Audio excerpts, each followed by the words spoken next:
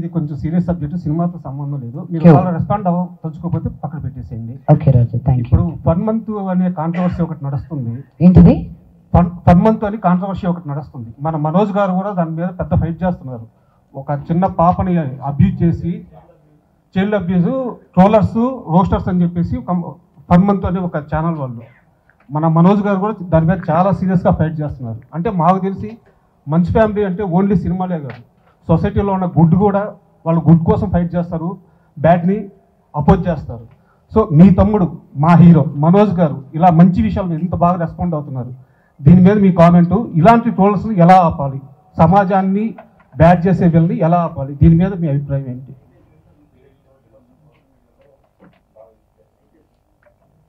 అండి, నాకు బాధ వేస్తుంది ఫస్ట్ అండ్ ఫార్మోస్ట్. ఇంత నెగటివిటీతో కూడా ఉన్నారా అని. బట్ ఐ ఆల్సో ఫీల్ వాళ్ళకి రోటీ కప్డా మఖాన్ ఈ 3 ఉంటే వాళ్ళు ఇలా చెయ్యరేమో అని. యూట్యూబ్లో తమ్నెయిల్స్ చూసి మా అమ్మ నాకే ఫోన్ చేసి, నువ్వేంటి నేను ఇక్కడ ఇలా చేసావంట కదా అని. అమ్మే, నేను నీ దగ్గరే ఉన్నాను కదే. అవును కదా, కానీ ఇలా ఎందుకు రాశారు? ఐ సెడ్ ఫస్ట్ నువ్వు చూడడం మానే. బట్ చూడడం మానేయడం కుదరదు, స్ట్రిక్ట్ యాక్షన్స్ తీసుకోవాలి. Because this is still a new medium, అందరూ నేర్చుకుంటున్నారు. అందరూ ఎంత సెన్సేషనల్గా పెడితే, లక్ష్మీ మంచు స్లాపింగ్ సంబడి అని ఉంది యూట్యూబ్లో, అది మీరు క్లిక్ చేస్తే నేను మేజర్ చంద్రకాంత్కి క్లాప్ కొడుతున్నాను. దానికి స్లాప్కి క్లాప్కి తేడా తెలియని వాళ్ళతోటి డిస్కషన్ ఎలా చేయాలండి. చైల్డ్ అబ్యూస్ చేసిన వాళ్ళని అడ్డంగా నరకాలని నా ఉద్దేశం, నడి రోడ్డు మీద నరకాలని నా ఉద్దేశం. 1.3 బిలియన్ పీపుల్ పైగా ఉన్న మనమే సెల్ఫ్ గవర్నింగ్ చేస్తున్నామండి.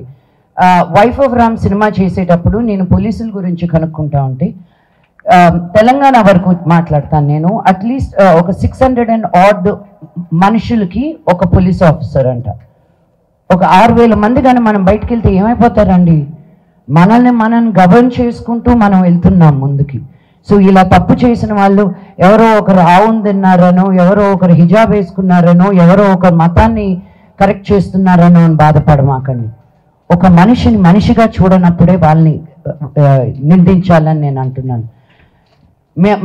మా గురించి ఎందుకు ట్రోల్స్ వస్తాయి, ఎందుకు ఇవి వస్తాయంటే ఉన్నది ఉన్నట్టు మాట్లాడతాం కాబట్టి. మాకు పొలిటికల్గా ఉండడం రాదు.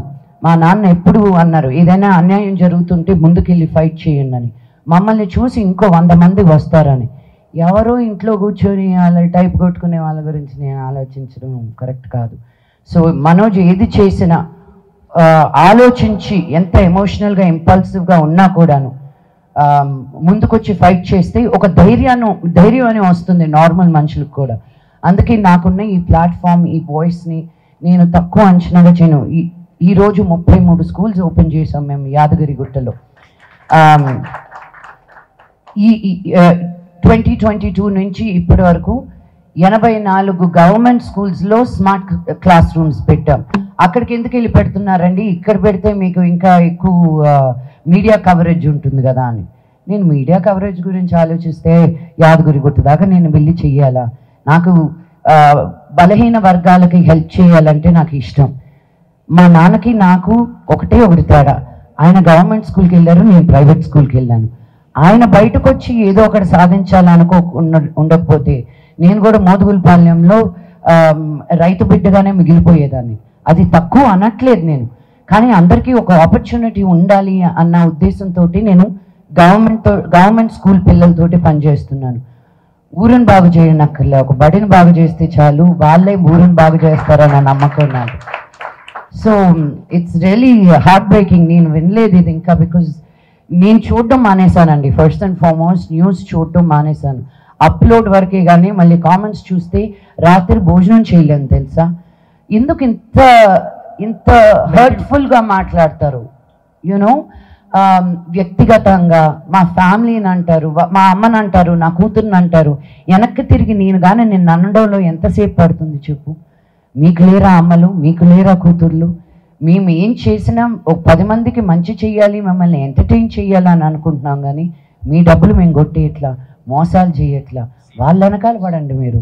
మేమేదో కళాకారులు, మేము కళమ్మ తల్లిని నమ్ముకుని ఉన్న వాళ్ళం. మేము ఈరోజు ఉంటాము, రేపు ఉంటామో లేదో తెలీదు. జనాలకి ఎన్ని రోజులు నచ్చుతామో అన్ని రోజులే మేము పని చేయగలుగుతాం.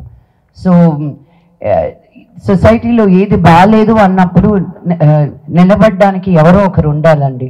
అందరూ నా బ్యాంక్ బ్యాలెన్స్లనే చూసుకుంటే ఇంకా సమాజం ముందుకు ఎలా వెళ్తుంది? మాలాంటి వాళ్ళు కూడా ఉండాలి మరి.